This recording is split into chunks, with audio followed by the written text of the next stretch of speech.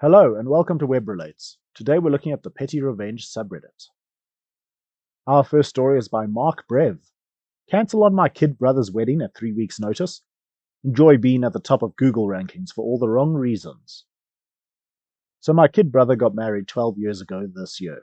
Being non-religious, they got married and had their reception at a tithe barn at a country house. Thinking for something different for their wedding present, my dad decided that instead of getting several wedding cars for them, he'd hire one car to take them from the venue to their hotel, and as a surprise, hire a helicopter to take the bride and her dad from my parents' place, where she was getting ready. Her family is from down south, to the venue. Then, after the ceremony, the newlyweds, her immediate family, and ours would each get a 10-minute flight. So me, set out looking for a helicopter hire. We find this one company. They survey my parents' place to make sure they can get in and out. We have a 6-acre field adjoining their garden, our driveway, and do the same at the venue. Confirm all is okay. My dad signs the contract and pays the 50% deposit. 3 weeks before the wedding, they ring back and decide that they can't actually get the helicopter into either the venue or our field, and would be cancelling the hire, and would be refunding the deposit when they do their next invoice pay run at the end of the month. Cue my old man losing his crap, and by the end of the day getting his money back. What followed was a mad scramble to find another helicopter firm, which in rural Lancashire aren't exactly to be found on every street corner. After a fraught couple of days, we found another firm who are more than happy with getting in and out of both places, are cheaper, and more relaxed than the initial firm. When we told them why we were booking it last minute, they told us that we weren't the first that they'd heard of being let down by that firm. Here's where the petty and honestly unintentional revenge comes in. Back then, I was a frequent contributor to a car forum. I'll call Mark's Car Nerd Forum, which is how my wife referred to it. Not a massive one. At most, I think we had about 70 members, but it was ours. One guy sorted out setup, and we bunged him a $5 a year to admin it. There were half a dozen sub-forums where we'd chat about motor shows, new car launches, F1, etc., and one invite-only VIP area. Anyway, out of frustration, I posted on the open pages about how pissed off and stressed we had been over the whole thing with a post title of Beelzebub's heli tours are a bunch of absolute crap. Nothing I wrote was untrue. I just laid out the facts of what they did, and the stress it put us through a couple of weeks before the wedding.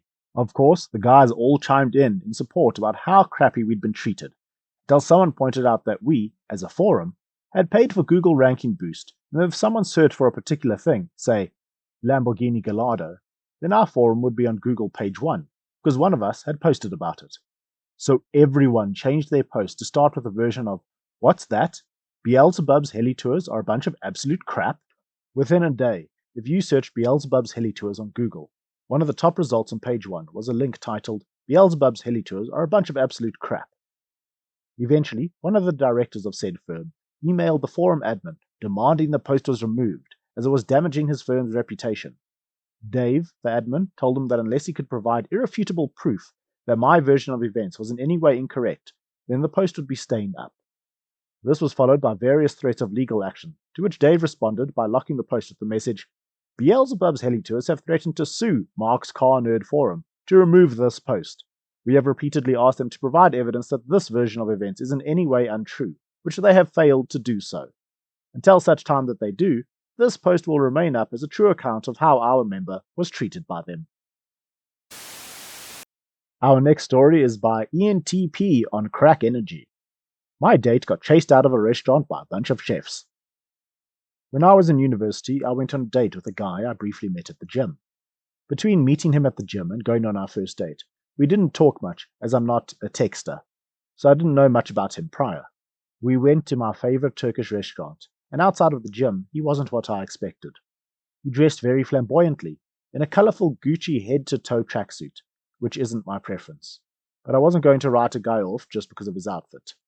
He stunk of weed, and had clearly been smoking prior, which is another thing that I'm not fond of. For religious reasons, I don't smoke or drink, so it's a huge turn-off. He was very obnoxious through the whole date, and a lot more aggressive than he was at the gym. He asked me questions like, "What's your body count?" He wasn't well-mannered, he had poor articulation, and we didn't have the same interests or pretty much any similarities. Nevertheless, I'm an optimistic person, and while no way would I ever consider him romantically, I could still enjoy his company for the length of a dinner, until he started making comments about our waitress. He made a comment about her massive rack, and I was immediately repulsed, especially when I saw her. She looked no older than 16, being generous. I was instantly grossed out and told him I was going to the toilet. And really, I went to discreetly pay my half of the bill and leave. When I paid, the other waitresses could tell it was a date gone wrong.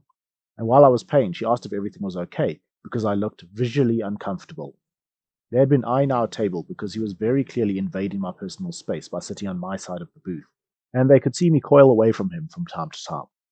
I kept having to move his hand off my leg over and over, so it must have given them a bad vibe. I said I was fine, and he made an inappropriate comment about the younger waitress. She instantly started pressing me about what he said, and I was reluctant, so I kept it vague and just told her it was a rude comment about the girl's chest. Anyway, I went to the toilet to wait in there for my Uber, so I could make my grand escape before I heard a bunch of yelling. 6 Turkish chefs were pushing him out of the restaurant, yelling at him. Apparently, one of the chefs was the young waitress's uncle, and she was only 14. Our next story is by Aggravating Layer 49. Boss won't let me park on a public space. Neither can you. This happened many years ago. I'm an IT contractor living in England. I got a job working next to the Welsh Assembly in Wales, shockingly. Typically, I travel on bicycle/train, since there wasn't really a need for a car in Cardiff. One week, I needed my car there for something, so I arrived early Monday morning. Between the Welsh Assembly and our building was a triangle of land that belonged to the WA, but they'd not included it inside their wall, so it was just this triangle of unmaintained mud/grass. Big enough for one car parallel to the wall, or 2 cars perpendicular. I arrived, parked with enough space for another car. There was usually one parked there. Midway through the day, I get called over by my boss, who asks if I've parked there. He says that his boss is pissed because I'm parked there. I argue over it being public land, etc. I'm told that this boss gets the say on my contract and doesn't need a reason to end my contract. Fine, I'll move my car. Within 30 minutes of moving my car, boss's boss has turned his car around so nobody else can park there. This annoys me. The following Sunday, I visit the local car hire company and find out that because of the miracle of the British train network, it cost me about an extra £20 to hire a car for the week. Off to Cardiff I go. Car gets parked there from 6 a.m. Monday all the way through to 6 p.m. Friday. Boss asks if it's mine. Of course not. You've seen what I drive. I don't know anything. This goes on for the next 4 months of my contract. This is deemed as one of the ultimate forms of pettiness because OP actually spent money to get his revenge. Our last story is by Ad Icy. You are now using my back scratcher to serve your pasta. I have one of those plastic spaghetti spoons, with those claws and holes in the middle, and it recently got broken, and I've been using it as a back scratcher, so it's usually somewhere in the region of the couch. Yes, I clean it daily. So some annoying friends of my boyfriend came over for dinner. He thinks they're okay, but he's not subtle, so he doesn't pick up on social clues. The girl is more annoying than the guy, but they're both condescending as all hell. So she walks in, sees my back scratcher, and squeals. I don't really have another word for it. Ooh, someone got distracted doing the dishes. Better put this in its proper place. Dear reader, I was planning to give them spaghetti and meatballs.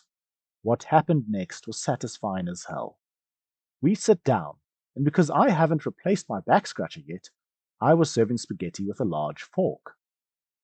The girl sighs dramatically, gets up and takes my back scratcher from the drawer, and starts serving everybody spaghetti. I refuse and use a fork, also for my boyfriend. She keeps sighing and finally asks, why are you so adamant on doing things your way, even to the point that you can't accept me serving spaghetti the normal way? Keeping dumb, I ask to explain what the normal way to serve pasta is. She sighs, rolls her eyes, and waves my back scratcher in front of my eyes and says, like, you don't know how to use this? I said, I use that as a back scratcher because it's broken. That's why it was besides the couch. She starts laughing it off until my husband says, yes, that is what she uses it for. Be passive-aggressive in my house at your own risk. I know someone like this, and they are very annoying. Everything is their way or the wrong way. I hope the Karen in the story went pale in the face. All right, everyone, that's it for today. Thank you very much for watching. I hope you have a good day. If you liked what you saw, please like and subscribe. Until then, I'll see you at the next video. Cheers.